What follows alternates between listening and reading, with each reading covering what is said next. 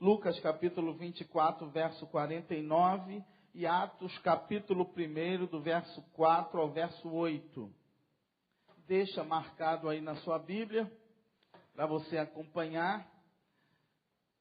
É o derramar do Espírito Santo de Deus, que foi prometido no Velho Testamento, através do profeta Joel. Foi também prometido através das palavras do próprio Senhor Jesus, em Lucas 24, e depois vivido pelos apóstolos, e a igreja primitiva no livro de Atos, a partir do capítulo 1. Então, você fica ligado aí para acompanhar com a gente. Primeiro texto, Joel, capítulo 2, verso 28 e verso 29. Quem encontrou, diga amém. Deixa eu separar aqui o meu material. Joel, capítulo 2. Joel, capítulo 2, verso 8 e 29. Diz assim a palavra do Senhor: E há de ser que depois derramarei o meu espírito sobre toda a carne, e vossos filhos e vossas filhas profetizarão, os vossos velhos terão sonhos, os vossos jovens terão visões, e também sobre os servos e sobre as servas, naqueles dias derramarei o meu espírito. Amém? Evangelho de Lucas, capítulo 24, verso 49, os últimos momentos antes do Senhor Jesus ser assunto aos céus, ele se volta para os discípulos e diz para eles, no verso 49 do capítulo 24, se você tiver dificuldade, está aí no Data Show. E eis que sobre vós envio a promessa de meu Pai. Ficai, porém, na cidade de Jerusalém, até que do alto sejais revestidos de poder. Atos capítulo 1, verso 4 ao verso 8. Atos dos Apóstolos, capítulo 1, verso 4 ao verso 8. Estando Jesus com eles, determinou-lhes que não se ausentassem de Jerusalém, mas que esperassem a promessa do Pai, que disse ele: de mim ouvistes, porque na verdade João batizou com água, mas vós sereis batizados com o Espírito Santo, não muito depois desses dias.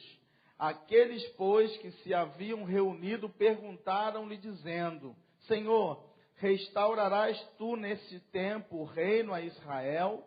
E respondeu-lhe Jesus: Não vos pertence saber os tempos ou as estações que o Pai estabeleceu pelo seu próprio poder, mas recebereis a virtude do Espírito Santo, que há de vir sobre vós, e ser-me-eis testemunhas, tanto em Jerusalém, como em toda a Judeia e Samaria, e até aos confins da terra. Deus abençoe a palavra dele lida aos nossos corações. Amém, irmãos? Derramamento do Espírito Santo. Precisamos experimentar um reavivamento.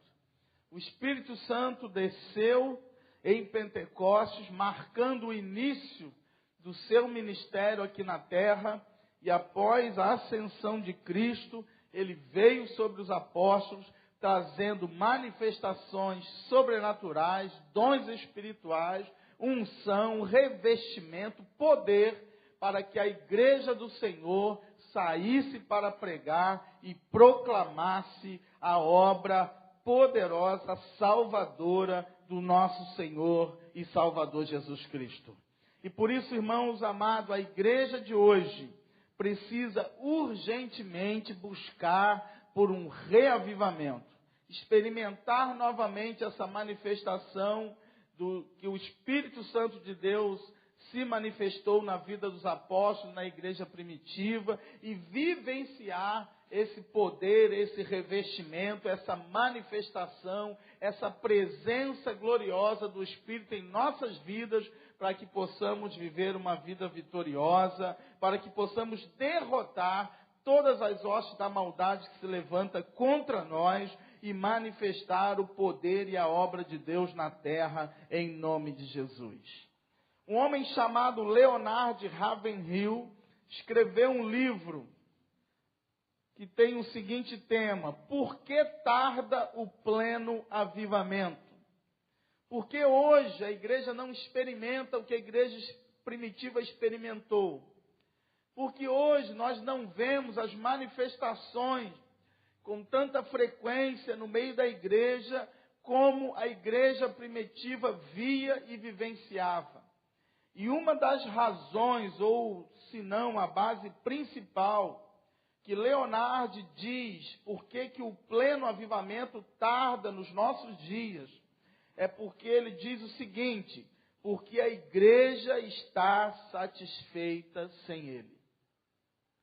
Porque a igreja está satisfeita sem experimentar o reavivamento. Porque, na verdade, a maioria dos cristãos estão acostumados a viver sem experimentar essa manifestação poderosa do Espírito Santo de Deus na nossa vida. A verdade é que a maioria dos crentes conseguem viver da maneira que estão vivendo. Conseguem levar a vida cristã, viver a vida, viver a sua vida com Deus, a sua experiência com Deus, na maneira que estão experimentando. E por causa disso, se acomodam e deixam de receber e de experimentar um mover maior e sobrenatural de Deus em suas vidas. Mas eu profetizo nessa noite, em nome de Jesus, que você vai receber uma visitação especial hoje do Senhor, que nós vamos experimentar um reavivamento de Deus nesse lugar, que nós vamos experimentar a manifestação do Espírito em nossas vidas, e a igreja vai ser fortalecida na força do poder do Senhor. As hostes da maldade não vão prevalecer, as portas do inferno não vão prevalecer contra a igreja do Senhor, e toda a obra do inimigo vai cair por terra, e a igreja do Senhor vai avançar e prosseguir triunfalmente na presença do Senhor. Você crê nisso, irmão? Diga amém, então glorifique o nome do Senhor. Aleluia. 3 pontos principais eu gostaria de destacar com a amada igreja antes, está dentro do assunto, mas há 3 pontos principais que eu gostaria antes de tratar o subtema que eu fui proposto a falar nesta noite. Primeiro tópico importante é a necessidade do reavivamento. Precisamos entender que a igreja, que nós temos uma necessidade de um reavivamento. Que nós precisamos ficar em cima de Romanos capítulo 12, verso 2, sem se conformar com esse mundo. Antes, nos renovar a cada dia, no nosso entendimento, pela ação sobrenatural do Espírito de Deus na nossa mente e no nosso coração, para vivermos e experimentarmos as grandezas do Senhor. Amém, irmãos? E aí você precisa entender uma coisa. Quando Pentecoste aconteceu, os discípulos estavam com medo, estavam acuados, estavam fragilizados, estavam se sentindo derrotados, porque Cristo havia morrido e toda a esperança que eles tinham de Jesus implantar o reino de Israel, retirando o domínio de Roma, havia se esvaído com a morte do Senhor Jesus. E aí você precisa entender uma coisa: parece que o mundo está mais forte, parece que o império das trevas está prevalecendo. Às vezes você tem a sensação na sua vida de que o diabo está prevalecendo na sua vida, na sua casa, na sua família, e na verdade o poder de Deus não está se manifestando. E aí uma questão importante: não é o mundo que está mais forte, é a igreja que está mais fraca. Não é o mundo que está se fortalecendo, somos nós que estamos nos acovardando, nos acomodando, recuando diante dos ataques malignos, e precisamos tomar posse daquilo que o Senhor já liberou para cada um de nós. Amém, irmãos? Quantas vezes você vê que o mesmo demônio que atuava na vida da sua avó, atuou na vida da sua mãe, está atuando dentro da sua casa e muitas vezes vai continuar atuando na vida dos seus filhos. Quantas situações malignas, trágicas, que são frutos das obras da maldade, dos poderes do mal, que prevalece dentro de uma família e se perdura por gerações. Quantas vezes você contempla a mesma história amaldiçoada que aconteceu com seus ancestrais, se repetindo na vida dos seus pais, na sua vida e até na vida dos seus filhos. Parece que às vezes, irmãos, tem situações dentro de casa e da família que parecem invencíveis. Mas eu creio nessa noite, meu amado, e posso dizer para você, Satanás não só pode ser derrotado como ele já está derrotado. A palavra de Deus garante isso, amém?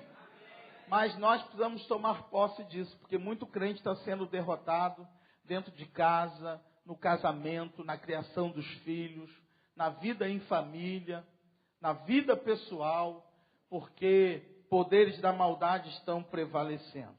E por isso, irmão, qual é a nossa necessidade do reavivamento? É esse comodismo, é essa fraqueza espiritual que muitas vezes o crente, a igreja, entra e permite que o diabo avance e prevaleça na nossa vida. Segundo tópico importante que eu quero destacar, o que é preciso para experimentar o reavivamento? O que eu e você precisamos fazer? E aí, Lucas capítulo 24, verso 49, tem a resposta. Você não precisa abrir, está aí no projetor, está escrito ali. Palavra que o Senhor Jesus disse aos discípulos: e eis que sobre vós envio a promessa de meu Pai. Ficai, porém, na cidade de Jerusalém, até que do alto sejais revestidos de poder. Quais são as atitudes que eu preciso tomar para experimentar o reavivamento? A gente fala muito de oração, a gente fala muito de adoração, de quebrantamento e tal, mas, na verdade, essas coisas são resultado de um reavivamento. Mas há algumas atitudes que eu queria compartilhar com você que é fundamental para você experimentar o reavivamento. Primeira atitude é o conserto. Lá no capítulo 2 de Joel, quando vem a promessa do derramamento do Espírito, se você estudar os versículos anteriores, você vai ver que do verso 12, eu retorno aqui, subiu, Paulo, me dá uma ajuda aqui, por favor. Do verso 12 até o verso 17, põe a bateria aqui.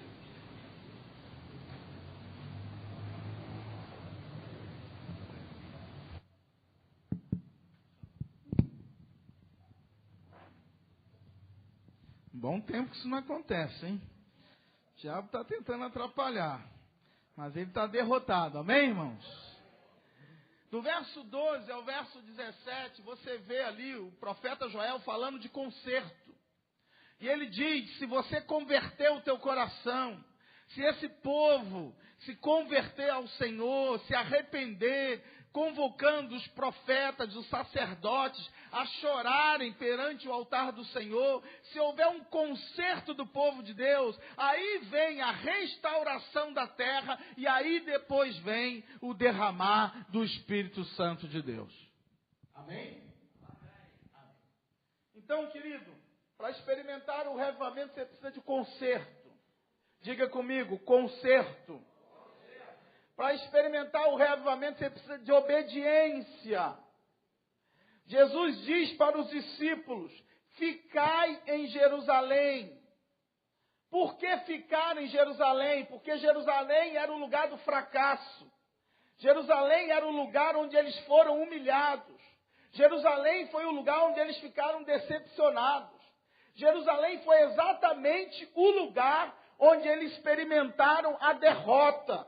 E às vezes, irmãos, tem muito crente que quer experimentar o poder de Deus, mas ele não quer lidar com os seus pecados, ele não quer lidar com os seus fracassos, ele não quer enfrentar suas perdas, Ele não quer assumir os seus erros. É muito mais fácil você fugir do lugar da sua dor. É mais fácil você mascarar os problemas. É mais fácil você esconder. Você já prestou atenção, irmãos? Que quando a gente fala que a gente precisa se arrepender, reconhecer os nossos erros, confessar o nosso pecado, ninguém quer isso, ninguém quer assumir isso, mas fala quem quer bênção, quem quer vitória, todo mundo quer, é ou não é verdade? Mas para ter vitória, para ter poder, para ter portas abertas, a gente precisa todo dia se renunciar, confessar os nossos pecados e viver uma vida de obediência ao Senhor. Amém? Terceiro, perseverança, perseverar juntos. Jesus diz, até que do alto. E o interessante é que não era para um ficar, era para todos ficarem ali. Não era só para um apóstolo, era para todos os apóstolos. E o texto não diz até quando eles deveriam esperar. O texto diz que eles precisariam esperar até que do alto fossem revestidos de poder. O texto não diz que eram 10 dias, uma semana, um mês. O texto diz que até quando o Espírito Santo descer, vocês precisam ficar juntos, perseverando e esperando no Senhor. E aí há uma coisa interessante. Depois que o Espírito Santo de Deus desceu, a igreja foi tomada por uma comunhão tremenda. Amém, irmãos? Mas antes do Espírito Santo descer, os apóstolos que estavam dispersos foram reunidos no mesmo lugar e tiveram que experimentar a ter comunhão um com o outro e com certeza perseverar ali em oração até que o Espírito Santo descesse sobre eles.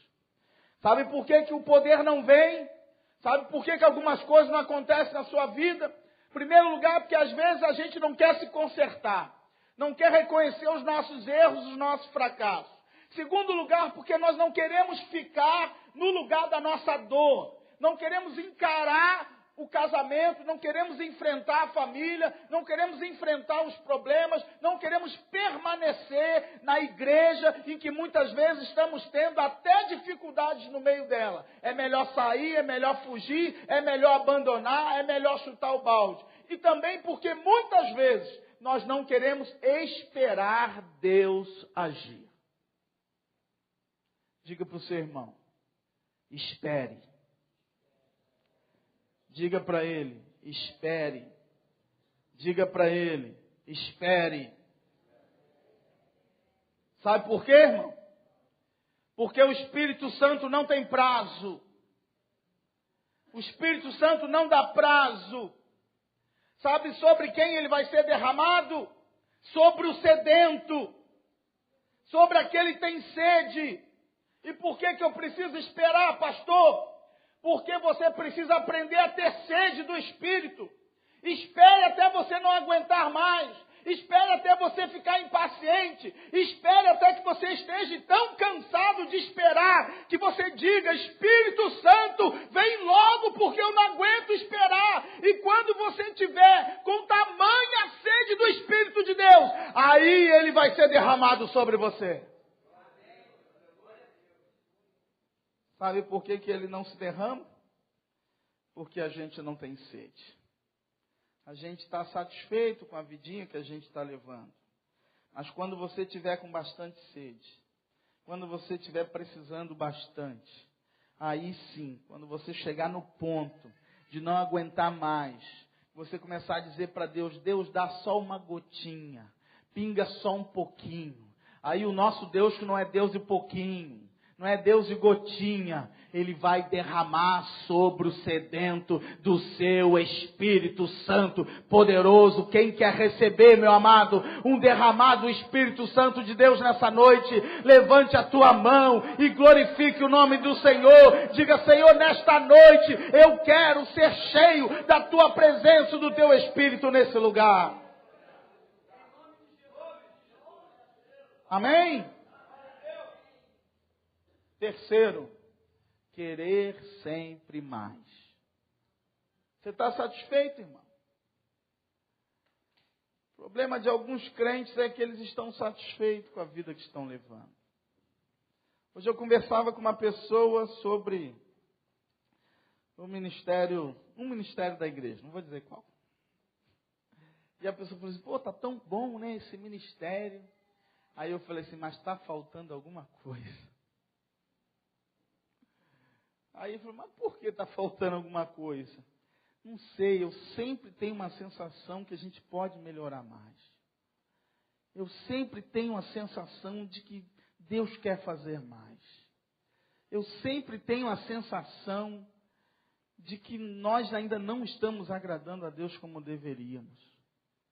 Eu sempre tenho a sensação que quando a gente começar a querer mais, a buscar mais, Deus vai derramar mais do seu poder sobre a nossa vida.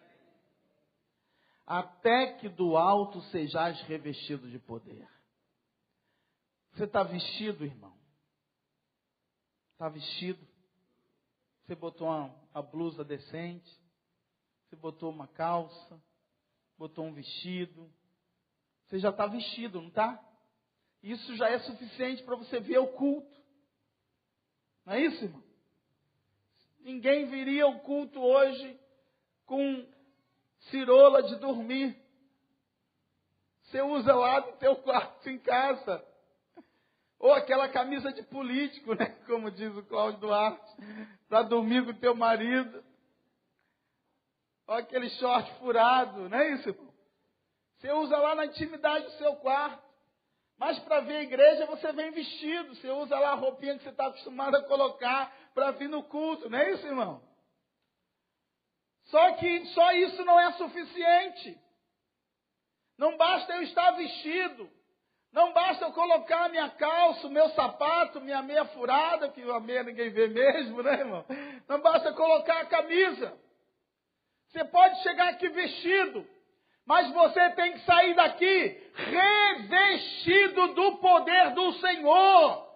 Porque vestido nós já estamos, nós já temos o Evangelho, nós já temos as vestimentas novas, nós já fazemos parte do povo de Deus, nós já pertencemos ao corpo de Cristo, mas nós precisamos a cada dia ser revestido da unção do Senhor, porque é ela que supera as dificuldades lá fora, é ela que nos fortalece para enfrentar o maligno no dia a dia, é ela que te dá força para te manter de pé contra os ataques do inimigo. É o revestimento de poder que te dá autoridade para dizer, Satanás, sai da minha casa em nome de Jesus, porque aqui é a habitação do Senhor.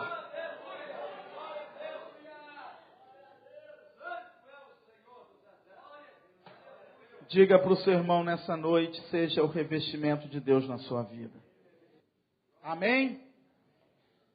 Agora, quais são os resultados do derramamento do Espírito? E aí não vou pedir para você abrir. Se quiser, você pode até vir comigo em Atos capítulo 2, verso 42, porque foi depois da experiência do derramar do Espírito Santo lá em Pentecostes. Diz em Atos capítulo 2, depois que o Espírito Santo desceu, e que todos aqueles que receberam a palavra de Deus foram batizados. Diz assim o verso 42, e perseveravam na doutrina dos apóstolos, na comunhão, no partir do pão e nas orações. Em cada alma havia temor e muitas maravilhas e sinais se faziam pelos apóstolos. Todos os que criam estavam juntos e tinham tudo em comum. Vendiam suas propriedades e fazendas e repartiam com todos segundo cada um tinha necessidade. E perseverando unânimes todos os dias no templo e partindo o pão em casa, comiam juntos com alegria e singeleza de coração, louvando a Deus e caindo na graça de todo o povo. E todos os dias acrescentava o Senhor à igreja aqueles que se haviam de salvar. Esse é o texto base do meu tema nessa noite. Buscando o reavivamento, comunhão, adoração e crescimento. Mas a gente precisa entender que isso aqui é resultado. Isso aqui é resultado de quem já recebeu. o derramamento do Espírito Santo. As atitudes, a busca, a necessidade, foi o que eu acabei de mencionar. E aí eu queria destacar com você nessa noite os resultados do derramamento do Espírito Santo. Primeiro, perseverança na doutrina, verso 42. O resultado do derramamento no Espírito Santo é uma igreja obediente à palavra de Deus. Pastor André falou muito bem aqui no domingo, que lei você obedece, doutrina você vive. Quem é crente cheio do Espírito Santo, ele vive a palavra de Deus. E hoje o que a gente mais tem por aí são crentes que a vida não condiz nem um terço com a palavra de Deus. E é por isso que estamos cheios de crentes que são latas vazias, só fazem barulhos, mas não tem conteúdo dentro. Segundo, oração. A oração fervorosa, profunda, unânime. Uma igreja de oração é fruto de uma igreja que recebeu e está experimentando o derramamento do Espírito Santo. Tanto no verso 42 diz que havia constante oração, não era oração esporádicas, mas todos os dias a igreja se reunia para orar. Eles tinham necessidade de oração. Eu não sei se isso acontece com você, amado, mas eu sinto necessidade de orar. Como eu sinto sede para beber água. Eu acordo de manhã e eu sinto necessidade de gastar tempo em oração. O dia que eu saio correndo e eu não tenho tempo para orar, eu sinto que eu estou com fome. Como se estivesse faltando alguma coisa. Quando você está cheio do Espírito, você sente necessidade de orar. E se você não tem essa necessidade, é porque talvez você precisa buscar o derramar do Espírito na sua vida e pedir a Deus: Senhor, me dá sede, me dá fome de Ti, porque só o Senhor vai poder saciar a minha sede, a minha fome. Terceiro, comunhão. Aparece no verso 42 e no verso 44. A igreja estava junto no templo, a igreja estava junto nas casas, a igreja estava juntos o tempo inteiro. Aí eu vou fazer uma pergunta: você já viu demônio brigando com demônio? Você já viu na história algum demônio brigando com outro? Não. Agora, você já viu crente brigando com crente? Aqui não tem, né, irmãos? Já viu crente brigando com crente? O inferno é mais organizado do que a igreja. Como é que vai ter Espírito Santo se os crentes estão sempre brigando? Agora, você via a igreja primitiva, como é que eles estavam juntos? Eles estavam juntos para o que der e viesse. Vendiam as suas propriedades. Colocava nos pés dos apóstolos para que fossem distribuídas, para que ninguém tivesse necessidade. Cuidado quando você orar pelo um derramamento do Espírito. Porque talvez Deus vai mandar você amar pessoas que você não está disposto a amar. Talvez Deus vai mandar você caminhar junto com pessoas que você não quer caminhar junto. Quando os crentes pararem de brigar, quando os crentes pararem de ficar um acusando o outro, arrumando briguinha com o outro, quantos crentes saem de igrejas, pulam para outras igrejas, mas deixa, como dizia minha mãe, né? Passava, deixava a porta aberta, o rabo está passando. Brigou com fulano, com Beltrano, muda de igreja, brigou com o pastor e vai deixando o rastro para trás. No dia que a igreja parar de brigar, que os crentes pararem de brigar um com os outros, nós vamos dar lugar ao Espírito Santo de Deus. Amém? Quarto, contribuição. É fácil converter o coração, difícil é converter o bolso. Crente cheio do Espírito Santo, o bolso é convertido. Faz uma pergunta para o seu irmão aí: seu dinheiro é missionário? É missionário? Seu dinheiro vive no gasofilaço da igreja? Seu dinheiro vive na obra de Deus? Ou 99% da tua renda está no shopping, está na casa, está na conta, está na comida, está na barriga, está no restaurante, está no sapato, está na roupa, está na camisa? Quando o Espírito Santo desce, a gente começa a abrir mão do nosso próprio prazer para querer ver o reino de Deus se expandindo. Amém? Quinto, a adoração. Verso 47 diz que eles estavam louvando a Deus. Eles louvavam a Deus o tempo inteiro. E a adoração aqui não é só cantar. Eles não se reuniam para cantar, mas era um estilo de vida. Eles viviam gratos, eles viviam felizes, eles viviam alegres. Quantos crentes chateados você conhece? Quantos crentes mal-humorados você conhece? Quantos crentes você encontra e ele está sempre triste, magoado, com algum problema, com alguma dificuldade? Deixa eu dizer uma coisa para você. Problema não é motivo para você ficar chateado. Sabia disso? Eu conheço muito crente com turbilhões de problemas, mas estão sempre felizes, dando glória a Deus, glorificando ao Senhor, exaltando ao Senhor, porque sabe que Deus é o Deus da vida deles. Se tem um crente tipo limão na tua casa, espreme ele, faz um suco para ele ficar doce e o nome de Jesus ser glorificado no teu lar, porque lugar de crente é lugar de alegria. Amém, irmão? Quem está feliz nessa noite, glorifique o nome do Senhor. Aleluia. Sexto testemunho. Resultado do derramamento do Espírito Santo é uma vida de testemunho. O texto diz que o povo caía na graça da comunidade. O que significa cair na graça? As pessoas se simpatizavam com o povo de Deus. As pessoas admiravam. As pessoas viam como a vida daquelas pessoas tinha mudado. Como aquelas pessoas agora estavam vivendo uma vida nova, diferente. Quem roubava passou a não roubar mais. Quem dava cheque sem fundo passou a resgatar o seu cheque. Quem comprava e não pagava começou a pagar suas dívidas. Eles começaram a ter um senso de que a vida deles precisava revelar o Cristo que agora habitava neles.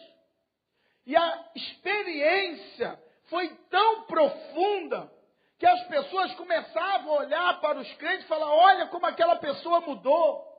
Coisa tremenda é quando alguém olha para você e diz: olha, fulano, como você mudou.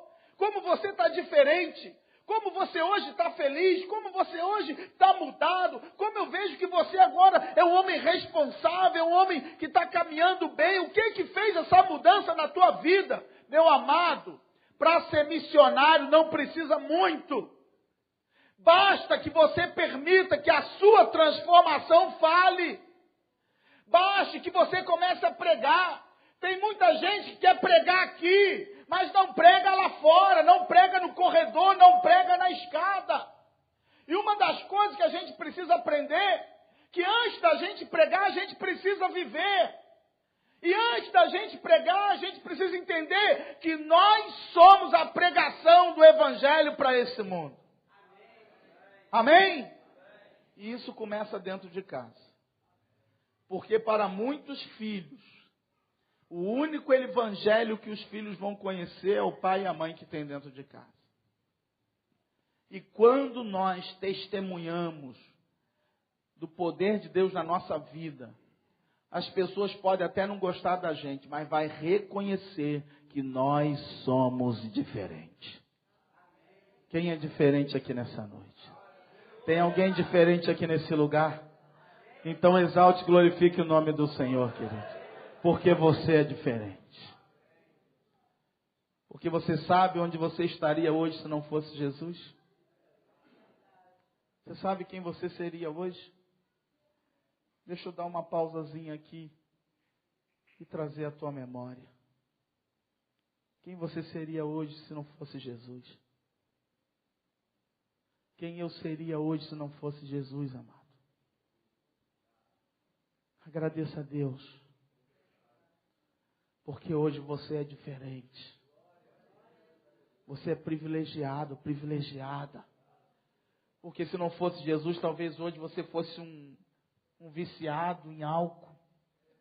Talvez você continuaria naquele botequim lá tomando todas. Talvez você continuaria naquela rodinha. Talvez muitos não estariam vivos mais hoje. Talvez você estaria na prostituição.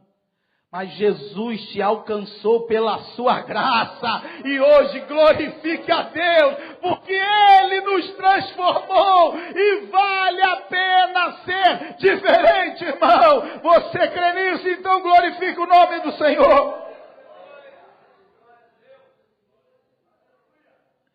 Agora, para encerrar minha palavra. Para que você quer o poder do Espírito Santo? Para que você quer experimentar um reavivamento? Para quê? Isaías 61, verso 1 diz assim. Não precisa abrir. O Espírito do Senhor Deus está sobre mim. Porque o Senhor me ungiu para pregar boas novas aos mansos ou pobres. Enviou-me para restaurar os contritos de coração e proclamar liberdade aos cativos e a abertura de prisão aos presos. Meu irmão, o Espírito de Deus está sobre mim, nada mais é do que o derramamento do Espírito Santo. Agora preste atenção que todo esse versículo fala de missões. Esse versículo fala de pregar a palavra. Esse versículo fala de restaurar vidas que estão no fundo do poço da lama, que estão destruídas. Esse versículo fala que nós vamos libertar pessoas que estão presas. Esse versículo fala que nós vamos abrir as prisões daqueles que estão aprisionados. E aí eu te pergunto, por que mais nós quereríamos poder, se não for para transformar as vidas que estão lá fora aprisionadas nas mãos do diabo? Porque poder para ficar dentro da igreja, pulando, sapateando, se jogando no chão, falando em língua, mas não sendo instrumento para a transformação de vidas, é inútil, não serve para nada e Deus não vai dar. Poder para se comprometer só com a sua vidinha de crente, Deus não vai dar. Agora, poder para realmente sair de Jerusalém, sair do lugar da sua dor, do lugar da sua ferida, do lugar do seu fracasso, curado, restaurado, cheio, transformado, até Samaria e até os confins da terra. Aí sim, Deus vai derramar poder, irmão. Por quê? Porque Deus vai derramar poder para mostrar em Jerusalém que você que foi humilhado e derrotado em Jerusalém, agora foi restaurado, transformado, revestido. E na autoridade do Senhor, você vai transformar a gente no lugar da sua dor, dentro do seu lar, dentro da sua família, na sua vizinhança, no seu bairro, que é a sua Samaria, e até onde Deus te levar, porque aonde você for, você vai ser o poder de Deus naquele lugar. Você quer isso nessa noite, irmão? Então diga comigo, diabo, se prepara, porque você está derrotado.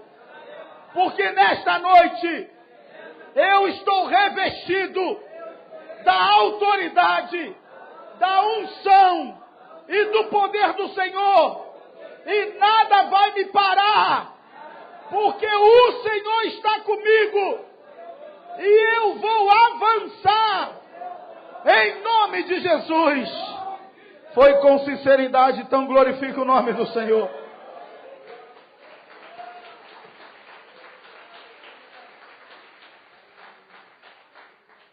Agora eu encerro a minha palavra com uma questão muito importante. Porque se você esquecer tudo que eu falei, se você não guardar nada disso, guarde o que eu vou te dizer. Os discípulos estavam trancados com medo. E Jesus falou, fiquem em Jerusalém. Esperem até que do alto sejais revestidos de poder. E aí sim, Vocês serão minhas testemunhas em Jerusalém, Samaria e os confins da terra. Mas há uma coisa que os discípulos precisavam aprender. Antes de Jesus morrer, ir para a cruz e ressuscitar, Pedro negou, não foi? Um monte de coisa saiu errado. Capítulo 1 do livro de Atos, os discípulos ainda perguntam: Senhor, é nesse reino, é agora o tempo que o Senhor vai restaurar o reino de Israel? Jesus está falando: vocês ainda não estão entendendo. Vocês ainda estão com essa cabecinha de homens da terra. Quando vocês receberem o poder do Senhor e começarem a pensar com a cabeça de homens espirituais, vocês vão entender que não é esse reino, que o meu reino é muito maior, e que quando vocês se comprometerem com esse reino e deixarem eu fazer o que eu vou fazer, aí se prepara, porque o mundo não poderá contra vocês. Mas sabe o que é que Jesus estava ensinando para eles? O que eles precisavam entender? Que o Espírito Santo de Deus só iria descer quando Jesus fosse entronizado. O Espírito Santo não desceu enquanto Jesus não subiu. Depois que Jesus subiu, o que a Bíblia diz que aconteceu com Cristo, Apocalipse? Jesus se sentou no trono à direita do Pai. E quando Jesus se assentou no trono, o Espírito Santo desceu sobre a igreja e a capacitou para fazer a obra de Deus na terra. Sabe quanto que o Espírito Santo de Deus vai vir sobre a sua vida? Quando você deixar Jesus sentar no trono da sua vida. Porque quem controla a nossa vida é quem está no trono. Todos nós temos um trono. Eu tenho um trono. Quem manda aqui sou eu. Eu faço o que eu quero. Eu estou no trono. Agora, quando você deixar Jesus sentar no trono, você ficar em Jerusalém quietinho, no lugar da sua humilhação, no lugar da sua dor, esperando pacientemente, com fome e com sede, clamando pelo derramado Espírito de Deus. Quando Jesus estiver no total controle da sua vida, se prepara. Porque quando você menos esperar, o Espírito Santo de Deus vai reavivar você. E todo o processo que a gente precisa hoje é destronar o eu para deixar o Senhor sentar no trono. Sabe por quê, irmãos? A gente está cheio de nós. Eu sei fazer. Eu sou o cara. É assim que eu faço.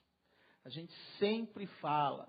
Tenho muita preocupação quando a pessoa fala: eu faço assim, eu sei assim. É assim, pastor, porque eu já estou acostumado a fazer isso. Eu fiz isso a minha vida inteira. Tolinho. Quando você aprender que você não faz nada, quem faz é o Espírito através de você.